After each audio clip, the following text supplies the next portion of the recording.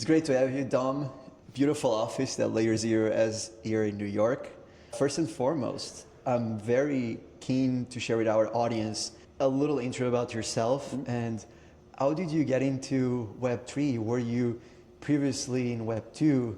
How has been your experience so far at LayerZero? What are you really excited for? Yeah, no, absolutely, and I appreciate you having me on today. In terms of my career, getting into Web3, etc., studied finance, was initially going to go TradFi, ended up in a venture fund in the Web3 side, worked there for about 2 or 3 years, learned a lot of great things, met a bunch of great people. From there, I was introduced to the team at LayerZero, found it extremely interesting, knew that they were solving some pretty cool problems, and so joined the team back in January 2024. Been with the team for just over a year now. Initially was focusing on BD and operations for the entire org, mainly focused on DeFi. From there, I took on leading our communities. So obviously LayerZero has a large community with roughly 300 to 400 applications that are built on us. And so aligning builders and making sure that we maximize their impact in the space is what I've been focusing on now. That's fascinating. And let's go into when you're working at the fund. Yep. Were you an analyst? And was it a Web2 fund or Web3 specifically? Yeah, so it was a boutique venture fund based in London, UK. We had a variety of teams. I was focused on the Web3 side, as prior to joining the team, I was trading equities as well as crypto, which provided me a lot of insights on just generally the space, DeFi, et cetera. And so came on as an analyst and focusing on research and strategy for the company as well as the portfolios that we've been working with. I think that's really interesting, especially you're doing equities in Web3. You must have saw Web3 is super exciting. This is the future. Let me leave traditional equity world and jump into this. Correct, yeah. I wish I spent more time trading crypto than equities, but hey, it got me to where I am today, so I'm not mad about it. Yeah, fascinating. And I remember LayerZero made headlines at the time when they raised over 300 million. It was a very high project, and I must guess you've seen some potential there. What triggered you to be like, okay, this is the future, I need to work at this company? Yeah, for context, LayerZero has been around for 3 years now. I saw them in the earlier days, didn't look too much into it, but after spending some time researching and understanding actually how the protocol works and what they're looking to pursue in the future of crypto and adoption, it made complete sense. And I think what the technology has unlocked for the space and what it will continue to unlock is extremely exciting. And so for me to be able to take part in that was something that seemed like a no-brainer. And you putting your analyst hat, we have about 10 million crypto projects out there. Sure. What do you think that in 2025 makes a great crypto project that people should go work for, should go put on their investments on? Because there's so much noise out there. Yeah, I think it depends on what you're interested as a person. But that being said, when it comes to looking at the landscape of all these companies and what they're doing right or what they might not be doing right as well, it's important to understand what the founder and the general vision of the company is looking for, right? A lot of people can get caught up in short-term noise or maybe excitement or narratives, and having a foundational vision for the company that you're looking to build and make impact in is extremely important. And so when I understood the vision that Brian and our other co-founders saw when building LayerZero, I guess you can feel that the commitment and the excitement when they are spending their lives building on these things. So in terms of when I am looking at projects and what actually makes it push the needle for the space, it comes down to the founder's vision, I guess the unlock that it'll bring compared to what Web2 might have in its current place, and I guess the people that are involved with it, when it's the team, the community that they've built, etc. Yeah, I think it makes a lot of sense. Even myself as a VC in the space, I just skip the pages in the deck and go to the team. Who are the builders? Who are the founders? And then go into the mission, vision, where they want to go, where they want to take this. Because you need them to be driven, but also a great pedigree, great background. And I actually, before we dive into LayerZero, I want to share with our audience some key statistics that pulled from multiple sources. As of March 2025, LayerZero has processed over 130 million cross-chain messages, secured over 50 billion transactions volume across 70 blockchains, making one of the largest interop protocols out there. Protocols has onboarded 200 plus applications, including major DeFi platforms like Uniswap, SushiSwap, PancakeSwap, securing over 70 billion in total assets, in total value locked. LayerZero has also raised 250 plus million in venture funding from investors such as A16Z, Sequoia, PayPal Ventures, reaching over $3 billion valuation. So you guys are already a unicorn. Yeah, it's been a wild couple of years to say the least, and at the end of the day, like, we have a vision to power all of crypto and make sure that we are moving the space forward and unlocking what potentially is not there today. And stats are all great. I think that job's not finished. It's one day at a time here, but it's been pretty cool to see the adoption of our token standard, the OFT or omnichain fungible token standard, come into market and see major players like Athena, WBTC, PayPal's, PYUSD, all these asset issuers and larger companies choosing these standards because of the technology behind it and the future that we're building for. It's a lot of work and still plenty to do, but excited about the future. And I want to really dive into the technicalities and partnerships. But before we do that, for our audience, we might have people that don't really understand what LayerZero is, and all these are, it's so abstract. Can you explain LayerZero to a 5-year-old? What do you say? Sure. There's a bunch of ways that we go about explaining LayerZero. I completely understand when it comes to interop and this side of the space, it can be very complex and confusing. And if I'm explaining to a 5-year-old, you have two different cities. These two different cities in context of crypto are different blockchains. These blockchains don't have any highways, they don't have bridges, they have no infrastructure that allows for information or people to move from one city to another. And so what LayerZero has done is built a solution that allows for assets, information, or people to move from one city to another. And that's probably a very top level example, but it should get the job done. I think it makes a lot of sense is the bridges between these countries that are very isolated. Correct. And myself, I've been in the blockchain space for over 10 years, and it feels there's a lot of friction. And I wanted to ask you, what do you think that's broken about blockchains today, and how does LayerZero can fix it? Sure. It comes back to what we just highlighted on, right? We've seen a proliferation of chains, yet all these different chains are in isolated environments, and there's no way for them to have native communication. Whether it's passing data, state, or value from one network to another, there was needed a solution. And so what LayerZero has done is has allowed for this massive unlock for all these chains and future chains to come out to enable applications to seamlessly let assets and value flow. Do you think it's fair to say that blockchain world without LayerZero, it's a very isolated world where countries don't trade between each other? I won't go so far as to say that we're at the country level, but that being said, I do agree. At the end of the day, we view interop as an extremely important solution for crypto to reach the levels and the scale that we are all working towards. And so with solutions like LayerZero and just general message passing from these 120 chains that we currently connect, allows for applications and builders to really excel at whatever they are looking to build. Is this the beginning to the end of having so much friction just to move an asset from one chain to another? It's funny you say that. A narrative that we've been pushing in market is that interop is solved. And so what that means is that from our point of view, the infrastructure at the foundational level has been laid.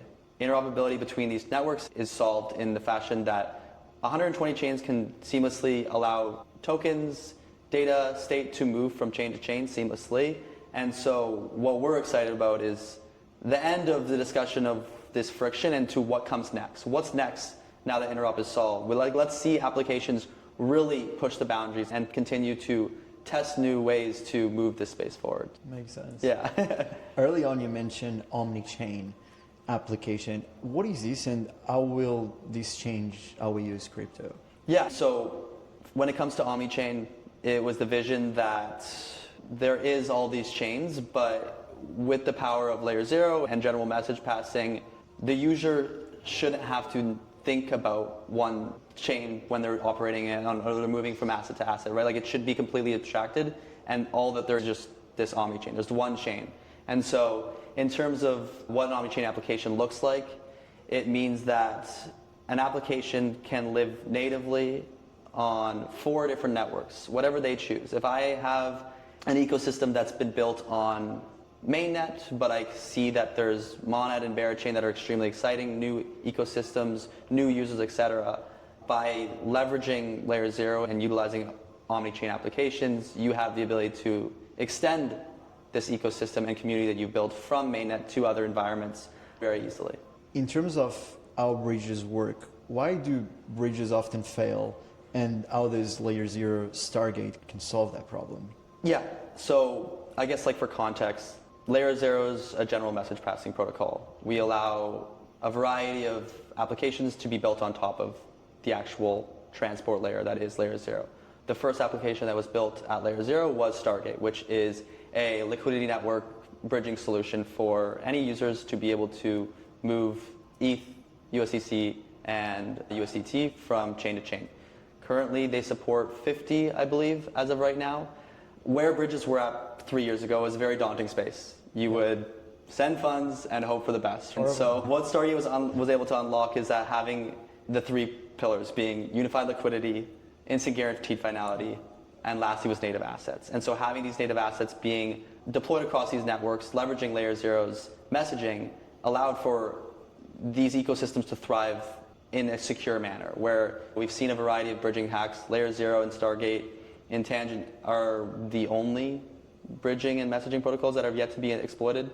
And coming back to this idea of the bridging trilemma and knowing that when you are confirmed on source, your funds will arrive at destination, knowing that liquidity will flow seamlessly in a uniform manner from all chains that Stargate is deployed on. And then the last pillar being this idea of native assets, which LayerZero, as at the earlier days, believed that there just would not be some sort of wrapped asset expansion, that people are going to want the asset that they have. There's no IOUs. And so by having this in place, we've seen large-scale adoption. Stargate has reached 1.5 billion TVL. It's one of the most, if not the largest bridge solution in market, and we're excited to continue to see it grow. Do you think the fact that there's been so much hacks in this space, smart contracts being broken, and the fact that Stargate has come in and solved that and is bringing more security, can we now have institutional adoption and retail coming in? Yeah, I think in terms of LayerZero, security is number one.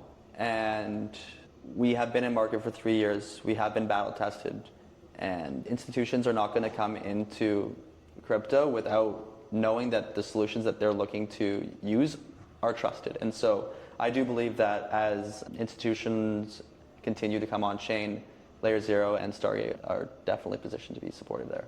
I think it makes a lot of sense. Is there a particular use case that most people don't think about when it comes to LayerZero and you're really excited about?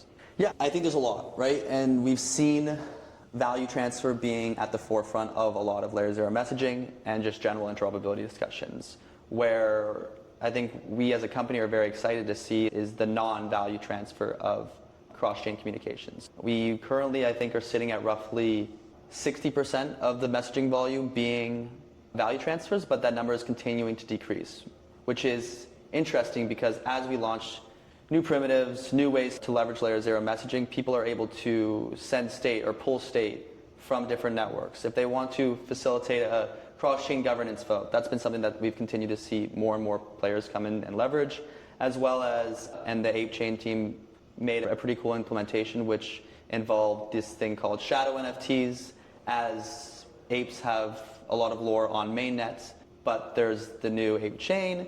They can still leverage LayerZero, which is this data primitive, allowing for authentication of these asset ownership from mainnet to Ape Chain to still be reflected, to still be able to participate, et cetera, et cetera. Yeah, I think in general, there's a lot of use cases that are still untapped, and where we do see value transfer being at the forefront, I'm excited to see on the non-value transfer side. I think it's very exciting, actually, with use cases that I never imagined, aside from just sending these messages with value. Yeah. Especially what the Ape team is doing. Exactly, yeah. If every blockchain app start using LayerZero tomorrow, how would the industry change? Yeah, I'm grateful to say that we've seen a large demand from all these applications to leverage LayerZero to some capacity, and we continue to see the adoption on that side grow.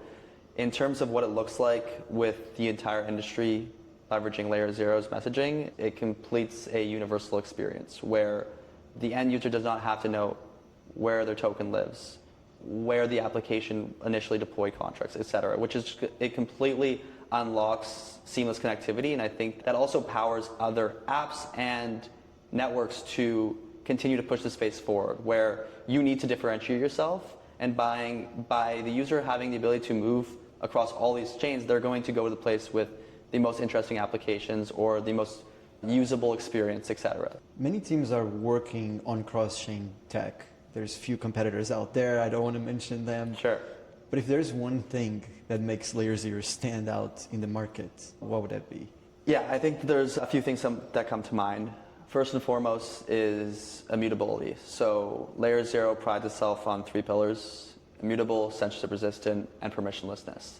And by having these core contracts be immutable, we fully allow for the application layer to proliferate in whatever capacity they want. The rails need to be immutable, and that's what we took the stance on. That's the way that we believe that crypto should continue to move forward.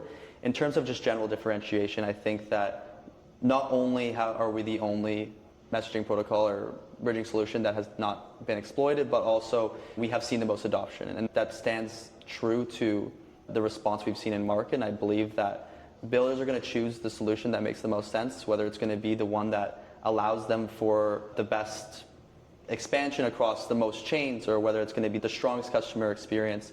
We allow for all of that, and I think that at the end of the day, we want to make sure that developers have the best time building with LayerZero, and we'll continue to do. Some in the community argue that LayerZero is not fully trustless.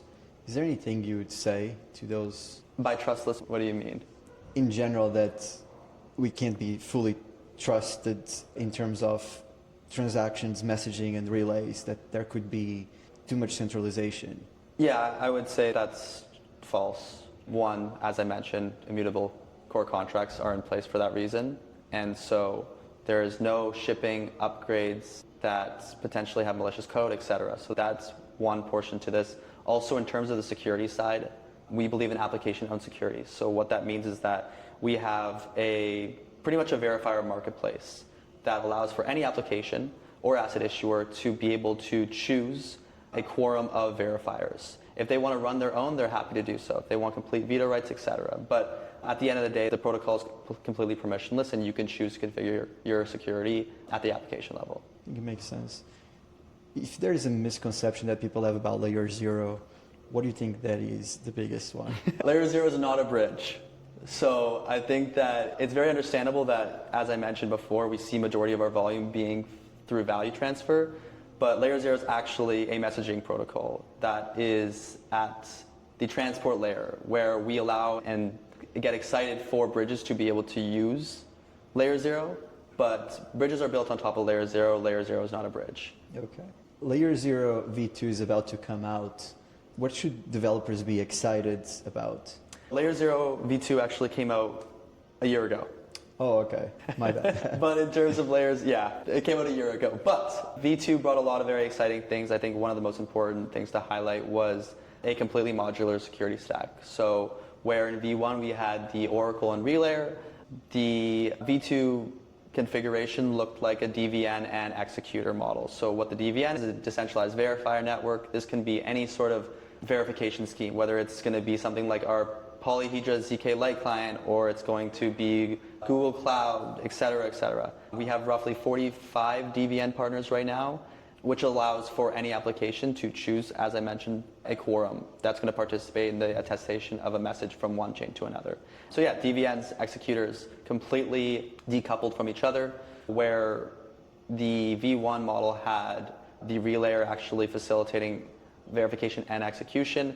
That is now decoupled and from DVNs to executor, but we can talk about that. Is there any applications that LayerZero plans on doing aside from crypto-native apps into industries like finance or gaming? Can these go into the more traditional world, the equities world? Sure.